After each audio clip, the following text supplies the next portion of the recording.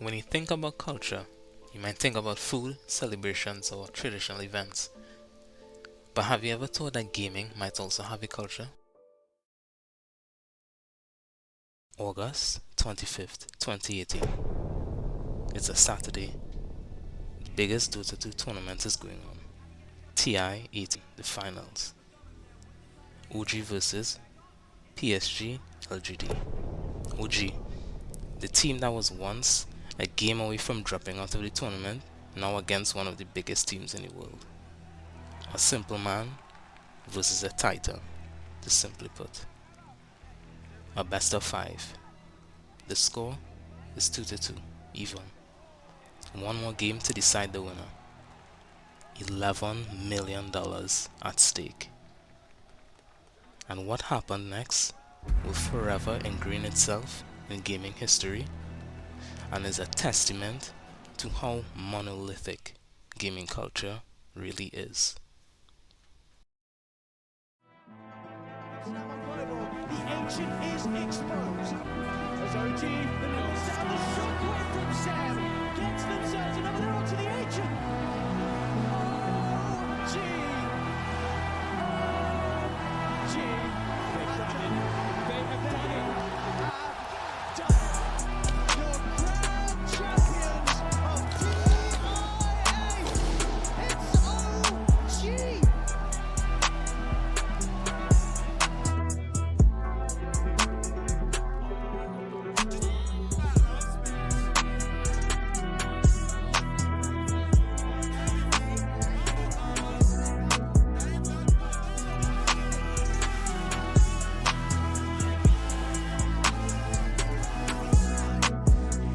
Like, even though I only have a man on the floor, I think he's in the bed. Oh, Baker may be in trouble here. Denmark tries to clean it up for Ryu. Oh, look at the cleanse, look at the moves. Baker, what was that?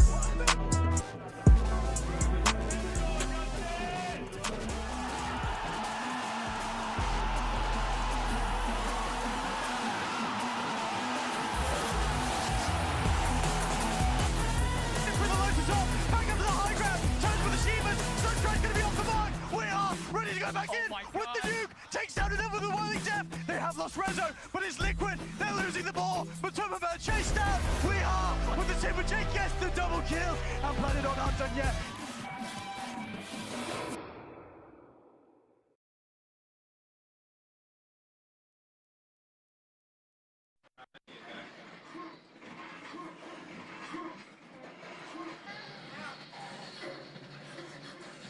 Hey, hi.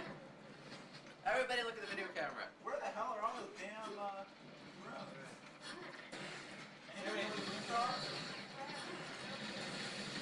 People have them.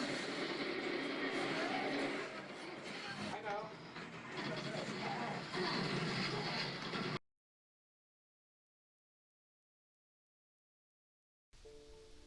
Gaming has always been around for as long as we can remember, with early instances of it being 4600 years ago in the form of a board game called the Royal Game of in which players would compete to get their pieces to the end of the opponent's side. Now let's skip forward a few thousand years to the late 1900s. Gaming is taken off because of the surge of technological advances, then bam, Quake happens. To simply put, it revolutionized video games, allowing for a multitude of players to compete in one match at the same time. This is also around the time where video game culture started to heavily take root because of the rising culture forming during LAN parties, which are a group of people connecting their computers or gaming consoles to a local area network in order to play games together. Think family board game night, but with more quads and computers instead. This would also mark the start of video game etiquette in the form of abbreviations like GG or Good Game. Enter Dota 2, a MOBA or multiplayer online battle arena, which origins started from a modification of StarCraft. The mod was dubbed the name Aeon of Strife, which was created by Gun of Forever. Dota 2 was created by Valve and IceFrog, who was a developer on the original Defense of the Ancients mod on Warcraft 3.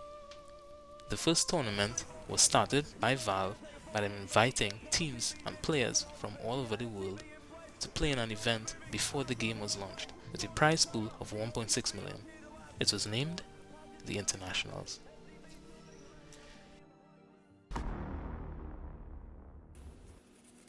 Wow, looky there.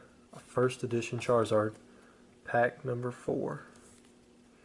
When people think about gaming, they rarely think about tabletop games because most of the time it is kind of hard for people not well versed in the game to tell if something amazing happened, unlike in most video games.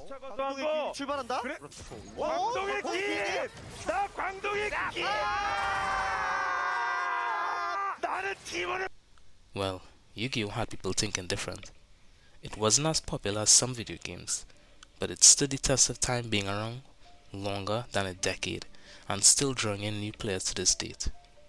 The Yu-Gi-Oh trading card game was launched to the North American region by Konami in 2002. The game became an instant success because of its anime that the trading card game was based on. The anime was firstly aired in April 4th, 1998. The game sold over 22 million worldwide by 2009, and as a result of this, it won a Guinness World Records for the top-selling trading card game. The game was an instant success because of its simple rules and because most of its player base had watched the anime before, so the rules weren't alien to them. The goal of the game would be to reduce the opponent's life points to 0 by usually using the combination of trap, spell, and monster cards to do so. The game became popular because of the variety of decks that could be built, making the start of different strategies because there were many cards that could mesh well together. In addition to this, there was also a competitive scene which further pushed the community and variety of strategies. These were in the form of locals, regionals, and internationals. These internationals, or YCS, Yu-Gi-Oh! Champion Series, would be held by Konami where over 600 players would be involved in.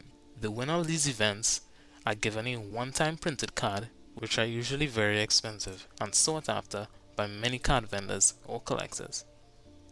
In addition to this, they would also be given other items and invites to future events. Konami also reached out into another market, mobile gaming, with the game called Duel Links. It was released on the 17th November 2016. This app garnered a huge number of new and current players who couldn't travel down to their local shop regularly. Master Duel, the newest digital collectible card game, as they called it, was released by Konami in the beginning of 2022. This game basically modernized Yu-Gi-Oh! To reach a larger demographic. The AI system allowed for faster interaction between players while also minimizing human errors. It was basically Yu-Gi-Oh! But digital. And boy, was it popular.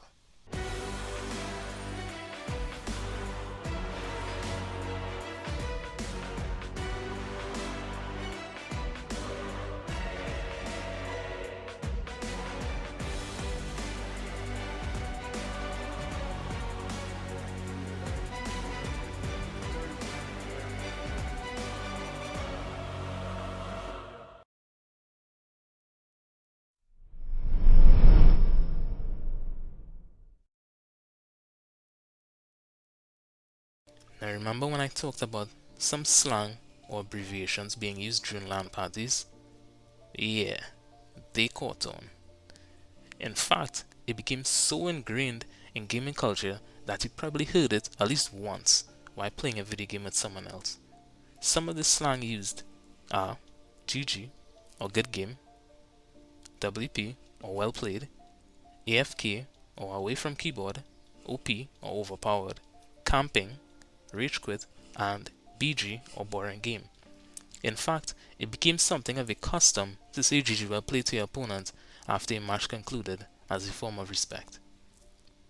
Now I want you to think about the first thing that comes to your mind when you hear this. Okay, how about when you see this? I think you get the point. And if you haven't, it's that the images and impressions that something can give off and was the case for the soft drink brand Mountain Dew.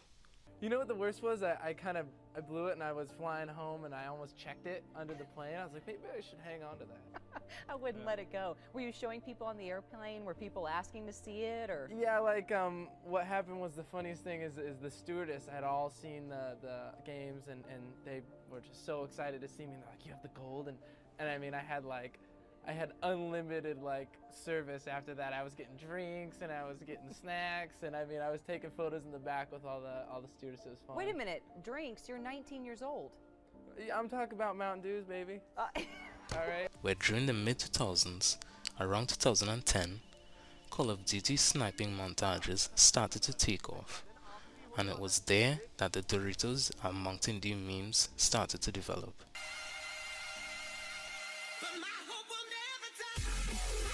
And this is also the case for the World of Warcraft community, where people would imply that most of their players were addicted with a dirty room. This was even shown in a South Park episode where it showcased the stereotype in a rather humorous fashion, and was even played off in a BlizzCon where it was cosplayed on stage. Now, something that is interesting is the amount of influence that gaming has on other cultures and communities. An example of this would be in internet culture, where gaming experiences are shared through the form of memes. Another place where gaming culture is seen is in cosplay and even in music to some extent.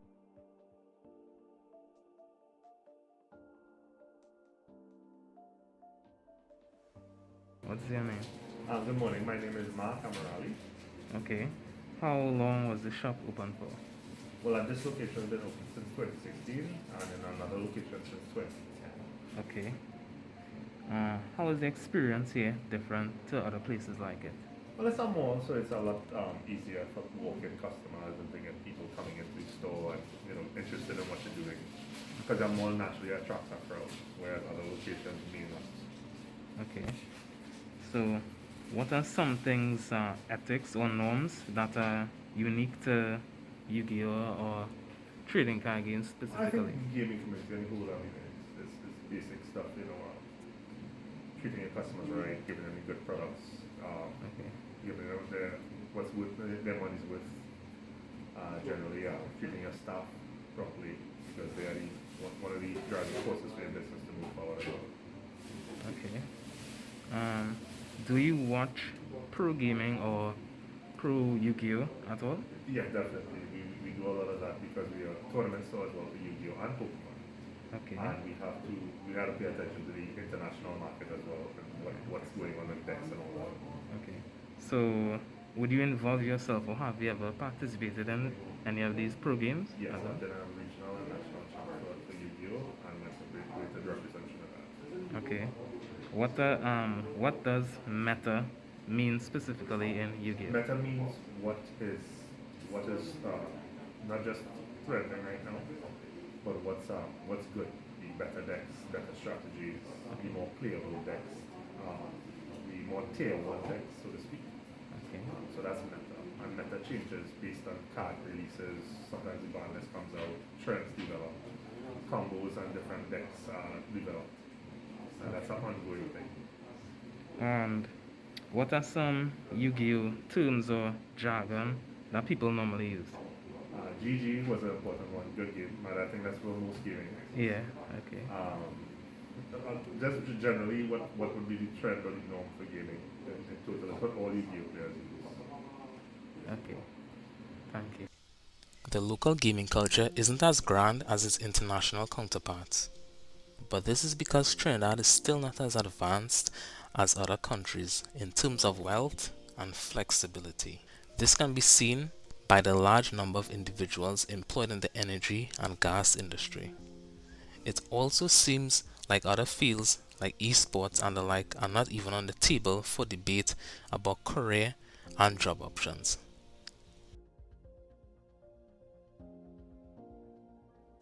To be honest, it's actually growing a lot because I've seen a bunch of new events and stuff in Trinidad. They start having tournaments and stuff. They really gain out more than Trinidad. So yeah, it's growing. I mean, we're still Trinidadians and like our skill level ain't all that good as professionals as yet. But we still have some skill, right? Advertising. I mean, Twitch, YouTube, everyone can just start streaming and stuff, and people just watch. Because Trinidadians could like watch anything these days, even the teenagers and stuff. So yeah. Yes. Because even though that we small and Trinidad is a small place, I think that if we keep on like training and doing like playing games and stuff, we could probably make it into big tournaments and worldwide and stuff.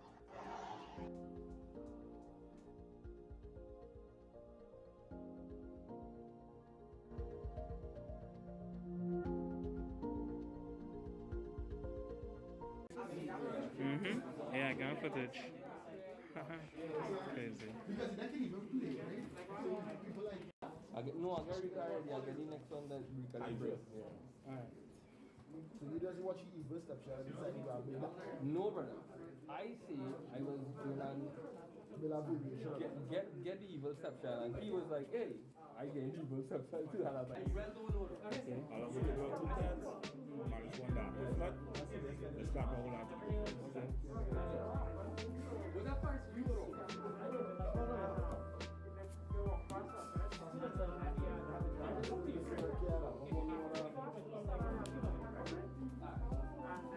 Activate Snake Rain.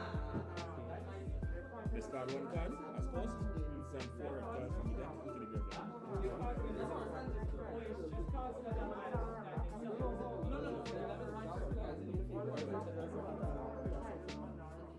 So,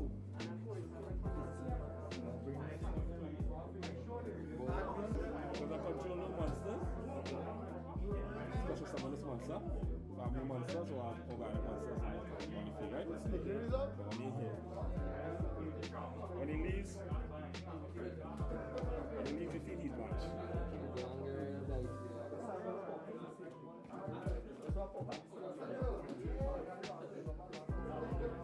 Now this effect activates in the graveyard. Activating 1 monster to special summon himself. When he special summons, the opponent special summon once from the graveyard to the outside of the field. 1, 2, 3, 4, 5, 6.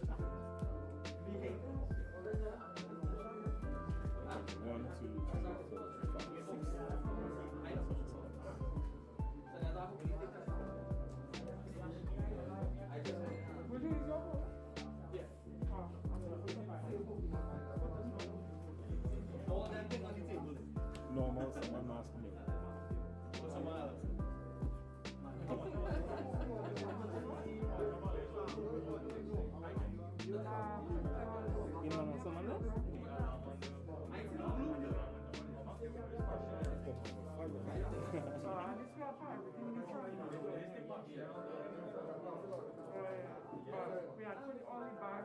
Let's see, still have the answer. But you might call it so only to get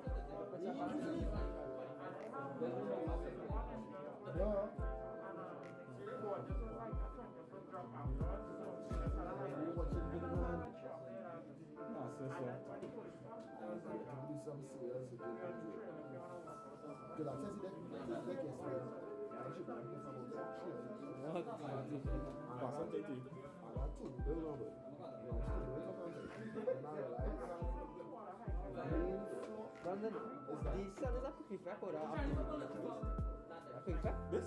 Yeah.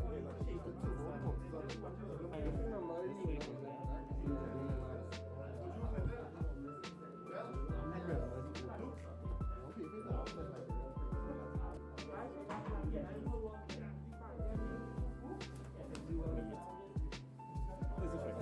The scar card and negate effect on the show. It gains that out, it's not on. Negate on the show. And destroy? So he's not 4,000. Yeah. So if I keep on negating, it goes about 1,000.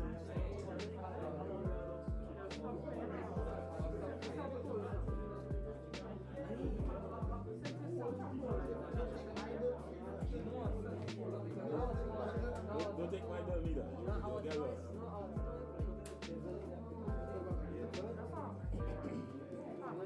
I never seen anybody run this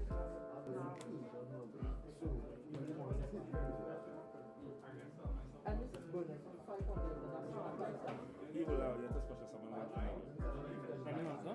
Any. I mean, it's a Right? Wait, do I have to special summon? You can. This effect will kick in.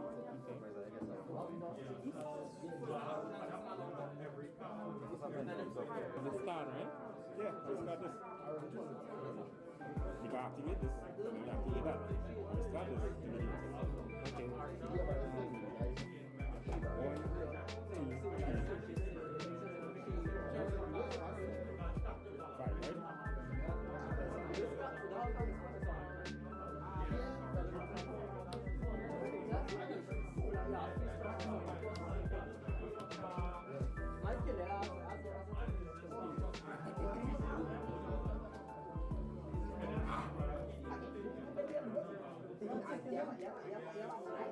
The amount of normal monsters they use to be. Okay. So you done lost 21 and 14. Like 10 minutes and 10 minutes. This game, right? This tag is ridiculous. Although the local market isn't large, that doesn't mean that it doesn't exist.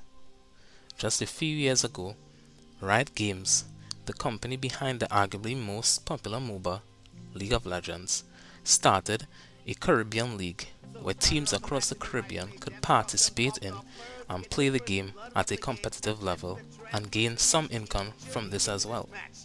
Now as we continue with the highlights of the game, you can clearly see Team Stark right now certainly pushing against 3SG, making that hard push, but there was a response from someone called Tristana and someone called Cruiser to push back the Stark push in style.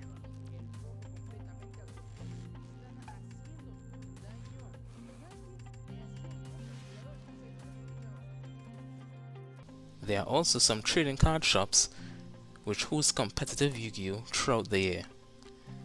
And this year, the US Embassy launched an esports program in Tobago in order to show students the different career and job opportunities available in esports. These things, while relatively minor, is a huge stepping stone for Trinidad and its local gaming scene. Why? Because it opens a new source of revenue and opportunities for us. Besides that, the main way that local gaming culture can be sustained is by the many LAN parties and gaming nights that we have been to with our friends and families. Because it isn't the game itself that drives the culture, but the people that play them.